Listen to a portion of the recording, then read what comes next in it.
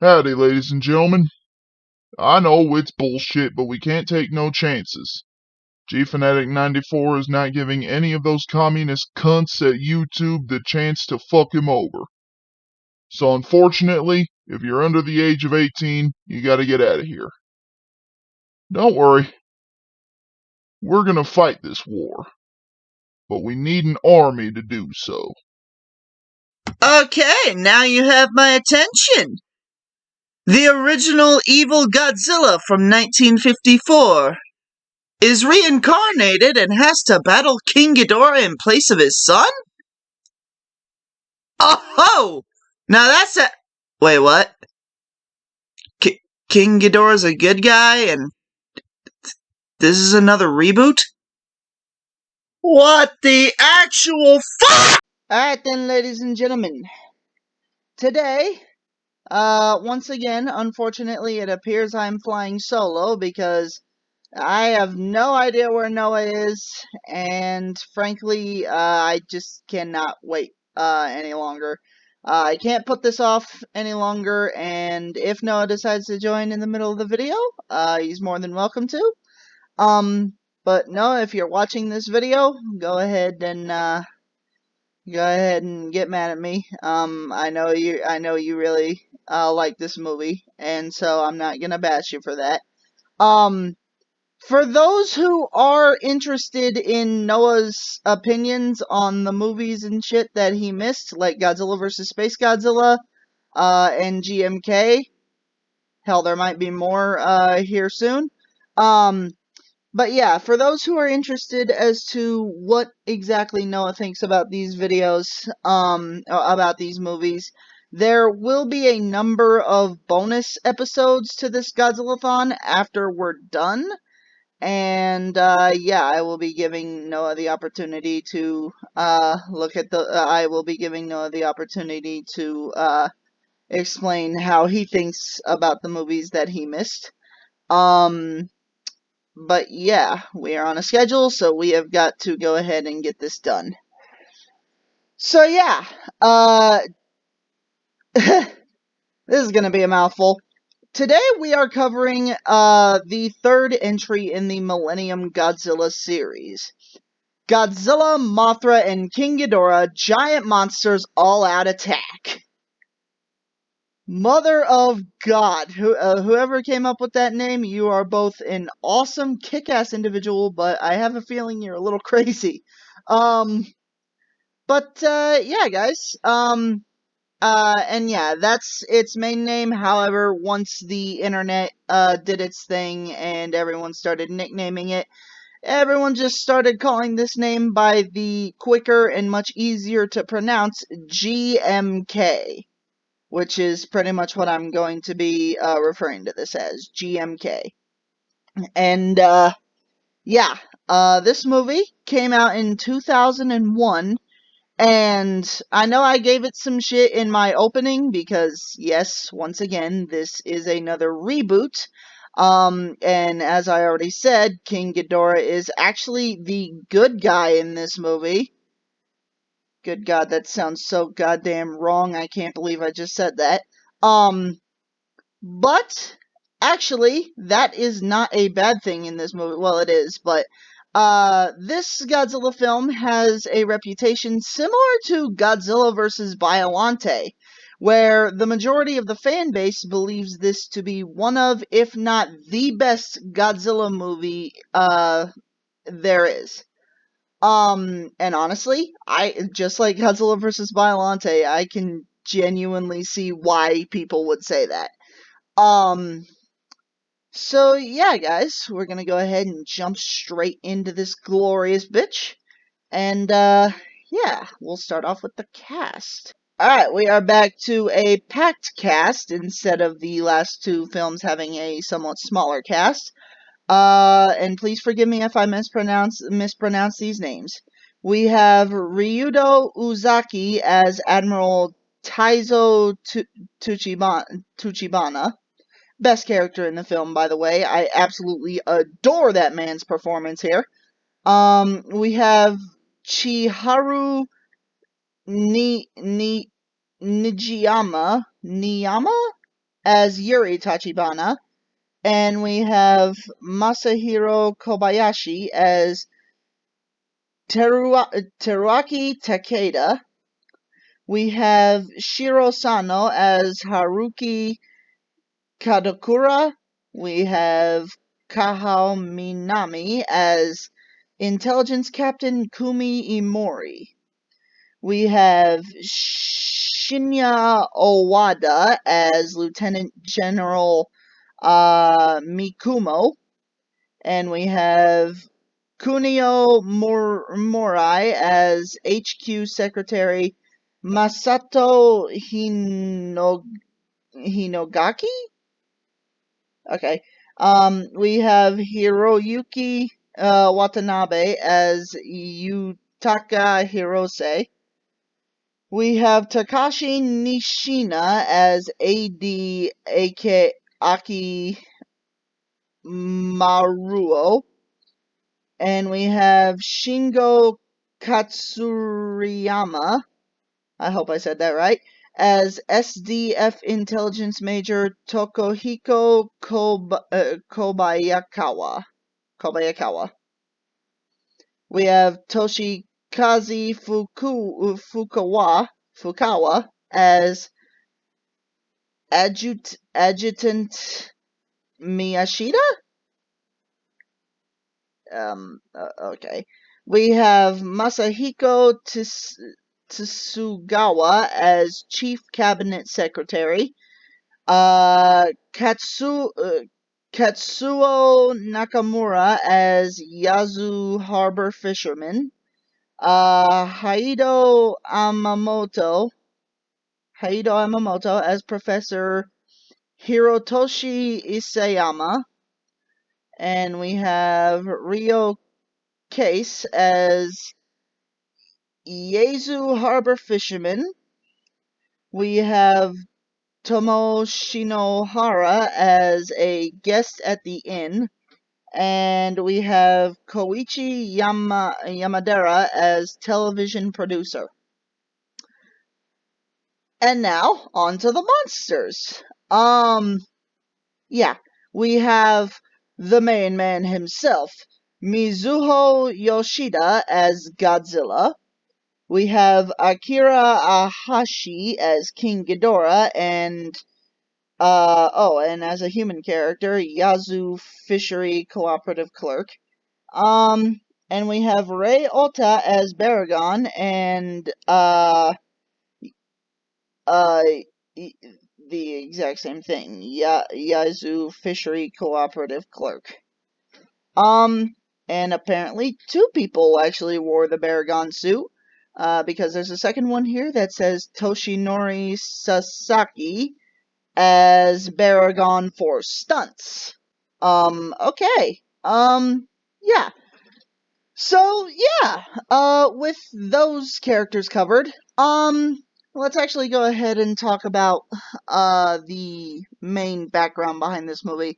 Alright, so first of all, it's important to note the director. The director is Shuzuke Kaneko? I really hope I'm pronouncing that right. And this movie heavily focuses on human morality and, spirituality. And yeah, you will see why here in just a minute. Yeah, this movie is definitely not one that you want to watch. Let your kids watch, because goddamn, does it tackle some really tough adult subjects. And yeah, so spirituality and human morality is one of the main focuses of this film, as well as basically like another theme of like respecting the people who fell. And once again, you'll see why in a bit here. But not only that, we also have the fact that this movie was not initially supposed to feature the cast that it did. Obviously, Godzilla, Mothra, and King Ghidorah are here. And then there's Baragon. However, this film did not initially was not initially supposed to feature King Ghidorah and Mothra, which, if you ask me, it is very, very evident towards basically when Ghidorah is revealed. And yeah, not only that, but interestingly enough, King Ghidorah and Mothra in this film were initially supposed to be Anguirus and Varen. Which, honestly, this is the one scenario where I would say that Anguirus would have been a better fit to go up against Godzilla, because I really don't like King Ghidorah in this movie.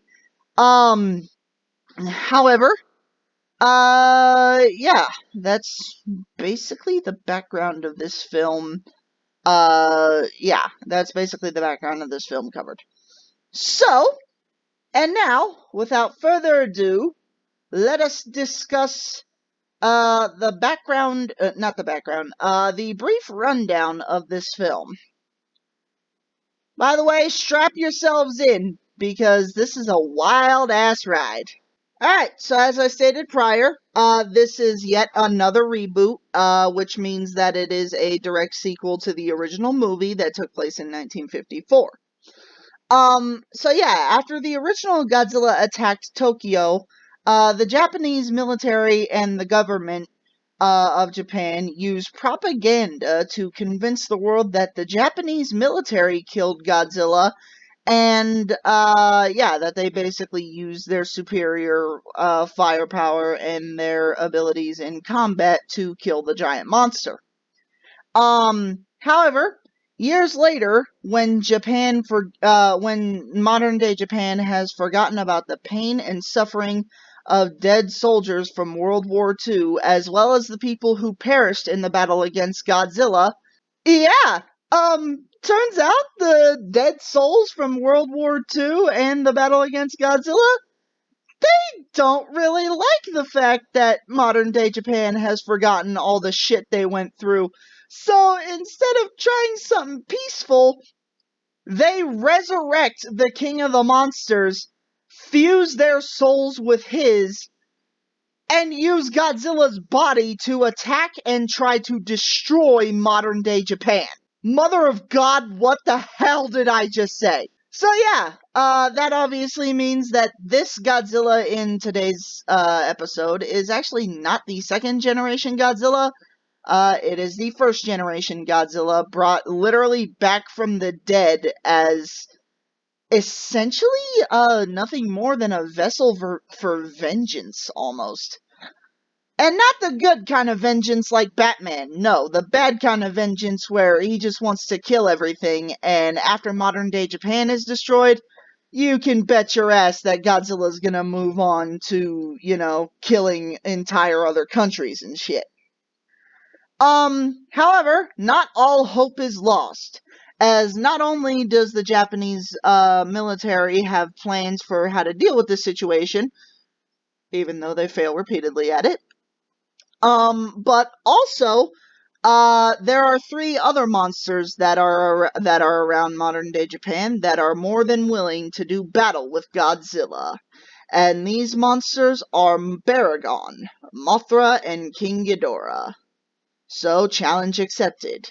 Can the Guardian monsters as well as the Japanese military combine their forces and defeat this giant radioactive demon? Spoiler alert! Well, actually, they kind of do, but not at the same time.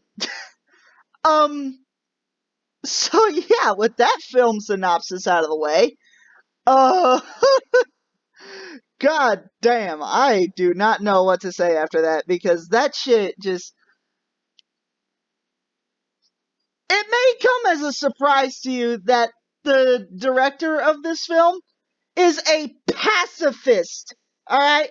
And this dude basically greenlit this script and shit, even though it goes against all his morals and values, essentially.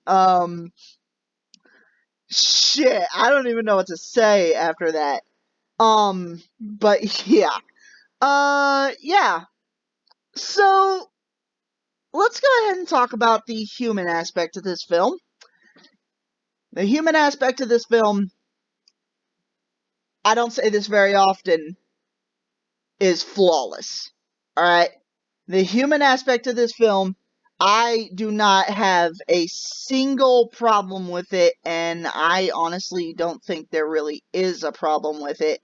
Yeah, the human aspect of this film, every single character that we meet, even the side characters, are fun and engaging to watch, and not only that, but I do genuinely feel as though, this movie and the two movies after this one actually feature some of the best human character arcs of all time. The next two movies I will talk about Akane, but in this movie I am talking about Admiral Taizo Tachibana. Yeah, this man is easily the best, not best, but one of the two best written Godzilla human characters of all time. His character is believable, it's badass, and above all else, yeah, he basically gets the victory against Godzilla in this movie, and he does so using his head instead of using brute strength. Which, does that technically make him Batman? No. We're good on that. But yeah, I absolutely love this man's performance in the film, and I adore the material that the human cast is given to read in this film, because it's just awesome. And not just Mr. Tachibana either, because yeah, he may steal the show whenever he's on screen, but lest we forget the other human actors, they nail it. And the chick who plays his daughter is, I mean, throughout the film, some of her writing does make it feel like she's a little suicidal, but, details. Reporters always have a death wish in kaiju films, it seems like. But yeah, other than that, there's really nothing else to talk about with the human cast. So now, let's get to the part that I've been waiting for, the kaiju action. First of all, the kaiju, like the monsters in this movie, are accompanied by easily the greatest soundtrack I have ever heard in a Godzilla movie. Ladies and gentlemen, I present to you the GMK soundtrack.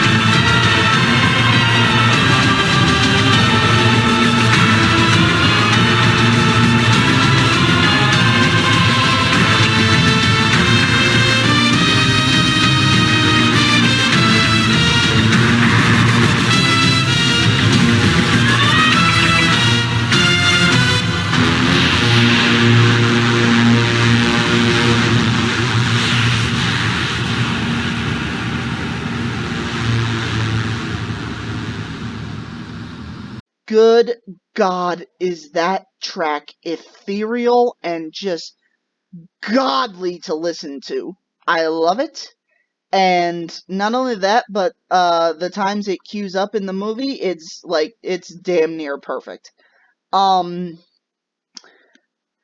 Now back to the monsters themselves. Let's go ahead and let's talk about who I personally believe to be the least good looking monster in the film, even though she still looks amazing. Mothra. First of all, we barely get to see her larval form, and the times we do get to see it, it basically looks like they just took the Mothra from the Rebirth of Mothra trilogy, the larval puppet of that, and just put it in this one.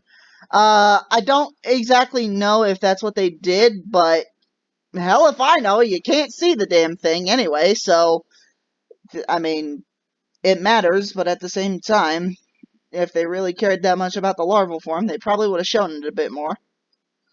However, Mothra's adult form. Sweet baby Jesus, what the hell happened to Mothra? First of all, major improvement from the Heisei era Mothra film. Yeah, the Heisei series Mothra from 1992 looked downright awful. Her adult form just looked like a plastic model with fluff on it. And it just didn't look that convincing, and it didn't look good at all. Now, don't get me wrong, this Mothra doesn't look real at all, but she definitely looks more convincing than the Heisei Mothra and leagues better. Yeah, Mothra here straight up looks like a armored freaking like super insect, and she looks like she's she looks like something out of like some sort of medieval freaking like Skyrim-esque sort of shit, because she just looks like a Lovecraftian slash freaking like mythical Egyptian god beast, and she just looks freaking intimidating as hell. I personally enjoy this design, though I can see where some people would not, because straight up, this Mothra does not look peaceful at all. She looks like she would rather completely fuck everything up in sight rather than try and save people from Godzilla.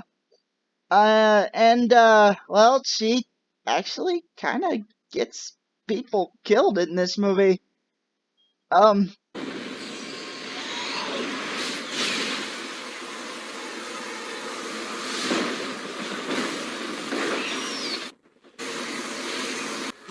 Oh no, look out! What is this coming? a cold-blooded murder. Shit! Uh, but yeah. Um, Unfortunately, however, the one downside I do see to Mothra, it's very evident that she was intended to be a different kaiju, because her power set does not fit her at all. She doesn't have the ability to spray the cells to deflect any of enemy kaiju attacks. She doesn't have her she doesn't even have antenna lasers from the Heisei films. From the Heisei film, and she doesn't have any of the powers that she had in the Rebirth of Mothra trilogy. I really don't like talking about those movies because those are fucking kids movies. But yeah. Yeah, she doesn't have the powers that you would expect Mothra to have.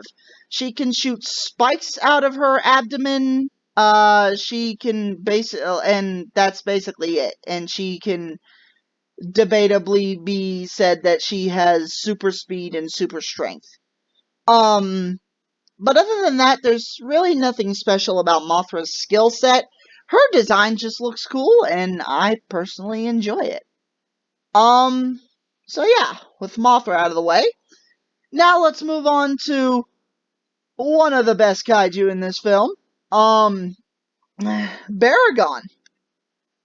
Baragon, I love Baragon in this movie. Baragon looks adorable, but menacing at the same time. Yeah, and I mean, Baragon looked more cute than, anything in the Showa series. Here, Baragon, yeah, he does have, like, puppy dog qualities, but at the same time, he also looks like he's very much ready for combat, and he looks like he would be a formidable force in a fight. Which, honestly, he gets the chance to prove when he fights Godzilla. I'm actually genuinely surprised that he stood this much of a chance against Godzilla, because Godzilla is an absolute unit in this movie, but we're gonna talk about him last. Unfortunately though, Baragon does not have, any sort of special moveset other than the ability to burrow underground extremely fast. And that's basically it. Other than that, I mean, he doesn't really have any skill set, but he is a good enough fighter in his own right.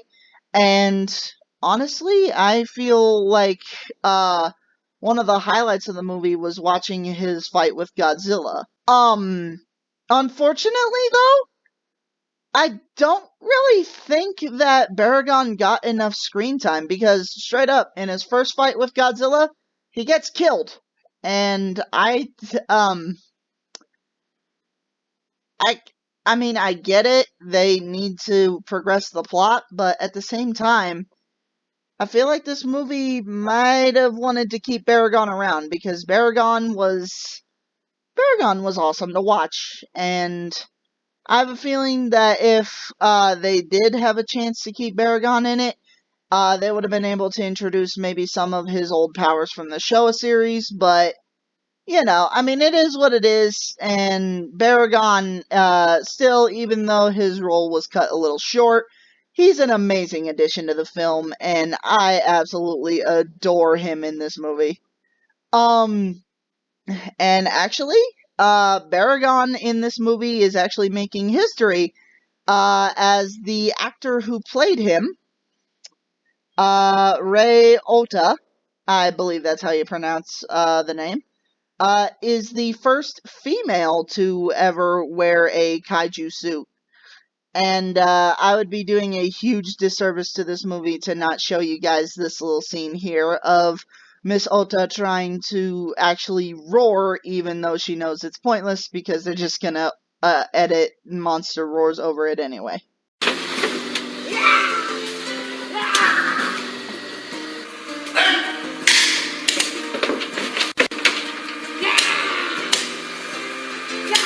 I mean, just this movie does so much shit good. But now we get into the biggest problem this movie has. King Ghidorah. Oh my god. Okay. Okay. What the fuck? Alright, King Ghidorah in this movie. King Ghidorah in this movie does not belong. Don't get me wrong, King Ghidorah's design is fantastic. Once again, just like Mothra, he looks like some sort of Egyptian god monster, and he definitely looks like he's, suited to be a guardian monster of Earth. However, just knowing that this is King Ghidorah, and knowing the movies that came before, I mean, it almost feels like they didn't watch any of the prior films with Ghidorah in it. And that's really a shame, because King Ghidorah's design in this movie is amazing. Once again, he has a massive set of fangs on each of his heads.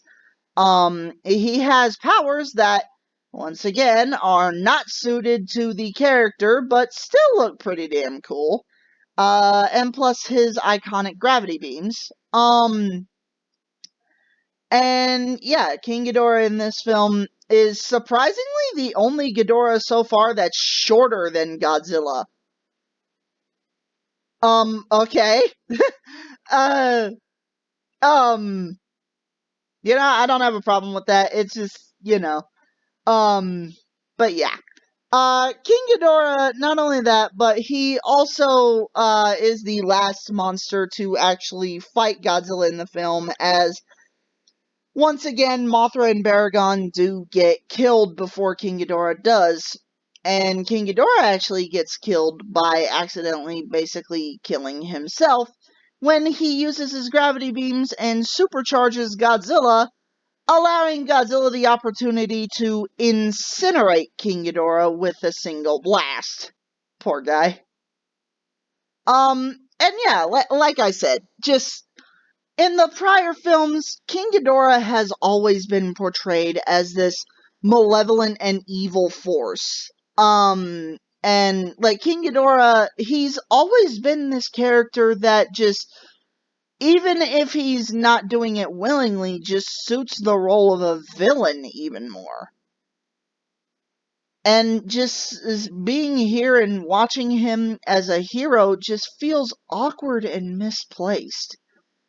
And I just feel like they should have done something else with the character, or better yet, just replaced him with, say, I don't know, Manda, or maybe just went with the original idea and did Varen or Anguirus.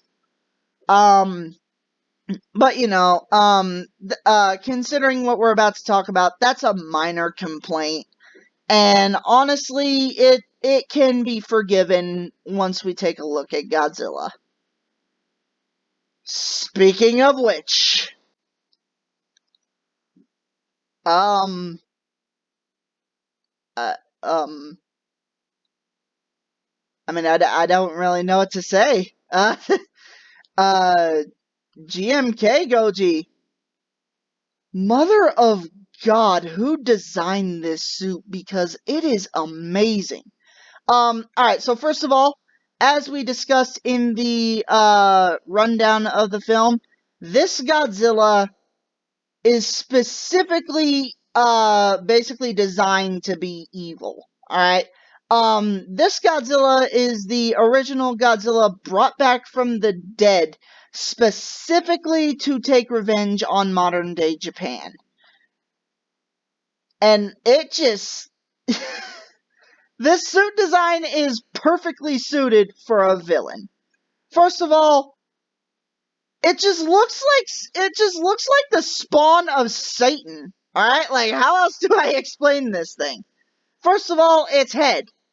Its head basically looks like Heisei Godzilla, if Heisei Godzilla was mutated and, like, basically, like, half dinosaur / half crocodile. And those eyes, man, they are perfect for, this, like, evil version of Godzilla. This is the first time that we have seen Godzilla without pupils in his eyes. And honestly, it just sells the illusion of him being evil just to the core a hell of a lot more than ever before. And yeah, his tail is shorter than normal and rounded, but it's still long enough to be used as a weapon. And his dorsal fins, I don't know if they were specifically designed this way or not, but his dorsal fins give me sort of like a vibe that, like, they give me a vibe of just chaos and murder. And I think, like I said, I don't know if that's intentional, but if that was intentional, then it was probably designed that way to basically show how just absolutely screwed up this Godzilla is in the head. Because imagine, if you will, I mean, thousands of dead soldiers from World War II all of a sudden bringing you back from the dead and basically recruiting you to be their weapon of mass destruction. I am not condoning anything that this Godzilla does in the movie. Everything it does is purity in evil, and honestly, if this was the second generation Godzilla, I would have a problem with this, but it's not. And actually, this is what I was talking about when I was talking about King Ghidorah. I am willing to forgive the fact that King Ghidorah is a hero in this movie simply for the fact that Godzilla is a pure devilish villain. And honestly, I mean, it it just feels when you're watching this thing that it's going out of its way to hurt people, because this is one of the first Godzilla movies that actually shows you people getting hurt and crushed underfoot. And make no mistake, you thought the 1954 Godzilla was evil? Yeah. Every single city that Godzilla in this movie visits, there are barely any survivors, if any at all. This man will literally search out and hunt down people for the simple fact that it loves to murder. And that just gives me a sense of just pure dread whenever I see this thing on screen, and I love it. I love it, but I hate it at the same time because it's so damn suited for the original Godzilla. It's scary. And actually, the GMK Godzilla is actually defeated in a somewhat interesting way. Um, when Captain Tachibana decides to wait until Godzilla's been wounded to attack him, he literally goes inside of Godzilla's mouth and goes down to down to his stomach and up to his arm, so he can fire a missile from inside of Godzilla's body and penetrate through Godzilla's shoulder. A little ridiculous, yes, but ultimately, I mean, it's nothing really to complain about because, I mean, we've seen much goofier shit in these movies. And honestly, the way that they did that and essentially made Godzilla defeat himself when he can't really control his own atomic breath and he blows himself the hell up, I think it's ingenious, and I actually kind of enjoyed watching the end of this film because you want to see this thing die. You want to see this thing suffer for everything it's done in the movie because they go out of their way to make this thing just seem like it's a pure sadistic force of hell. And I love it. I can't stress that enough. I love it. And I can easily see why this is one of the most beloved Godzilla suits of the franchise. I don't really see why people say it's the strongest Godzilla there is, but you know, I mean, then again, it might be, and we just don't have confirmation yet. But yeah, that's Godzilla for you. And speaking of Godzilla, Mother of God, I have never seen a movie go out of its way so much to pit everything it has against Godzilla than I have in this movie. Straight up. After Godzilla kills Baragon, it is all out war on Godzilla because the military and the Guardian monsters, they all combine forces to take down Godzilla. And yes, granted, the military does wait until Godzilla's been wounded really to attack, but nevertheless, they don't even try to attack the Guardian monsters. They just attack Godzilla. And honestly, I have a feeling that maybe Godzilla's head was somewhat inspired by vampires, because there's this scene.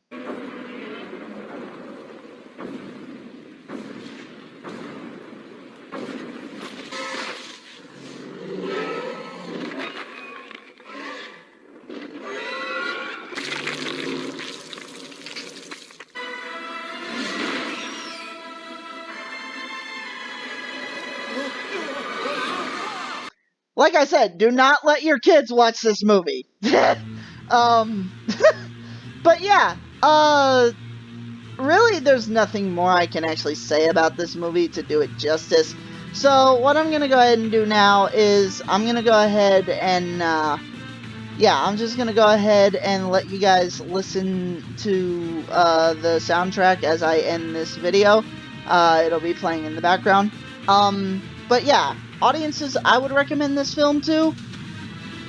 First of all, I would recommend it to action movie fans because there's a ton of action in this movie, and there's a ton of explosions, including, once again, the Japanese military trying new and upgraded forms of weapons to try and kill Godzilla. Not that it actually works. And obviously, hardcore Godzilla fans. I said this for Godzilla vs. Destroyer, and I'm saying it for this movie. If you are a hardcore Godzilla fan, you owe it to yourself to pick this movie up and watch it.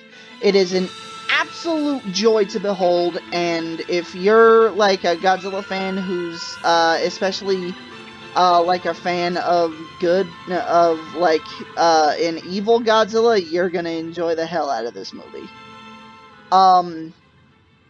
And actually, I didn't even think about this. I should probably mention this. The CG in this movie and the last two movies. There are some really crappy CGI shots. Alright? And these crappy CGI shots, of like boats and shit in this movie and of Godzilla and some shit in the last two movies, I'm starting to get the feeling that was intentional because the suits and shit are top of the line, high quality, as well as the special effects.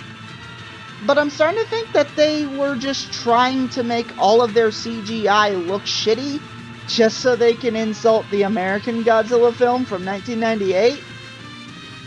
And I feel like they take it a step further in this movie because, there's this scene. The New York attack was Godzilla, right? That's what all the American experts claim. But our guys here have doubts. Oh, dude. Brilliant. I love it. And I absolutely adore it. Alright. And yeah, then there's that. And for the last piece of, people I would recommend this film to, oh, Noah's here. Okay. Hold on just a second. Well, hello, Noah. Hello. Sorry I'm late. Oh, that's fine, dude. We're actually finishing up the end of the GMK movie. Bah! Oh, don't worry. You're here now. Go ahead and let everyone know what you think, man. I've already had a great time. So just go ahead and enjoy yourself. I don't know what to say because I don't know what's been said. Okay. Well, Noah, I will say this. I have already mentioned this, earlier. What I'm gonna go ahead and do for you, since you basically missed, Godzilla vs. Space Godzilla as well as GMK, what I'm gonna do, since we already have a series of bonus episodes after the Godzillathon planned, I'm gonna go ahead and give you an opportunity to just go ahead and talk about, what you think about the Godzilla films you missed. So, if you don't want to talk about it now, that's fine. You will have a chance later. Alright. What happened anyway? A lot of shit. Oh god, And I'm scared to know. have to leave. I still probably have to leave around this afternoon too.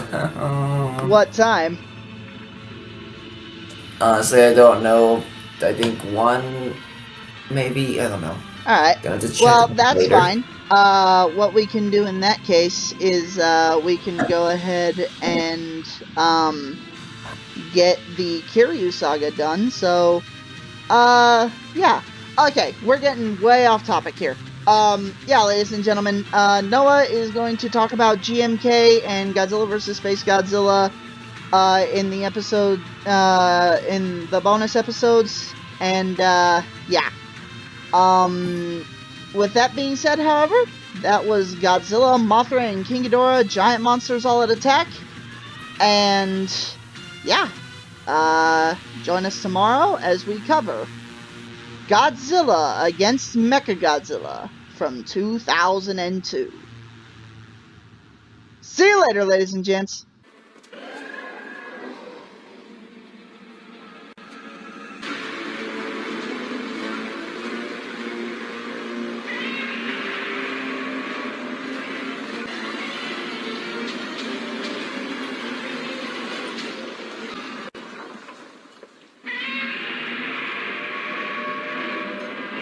Alright, y'all know the drill. Like, leave a comment, and subscribe.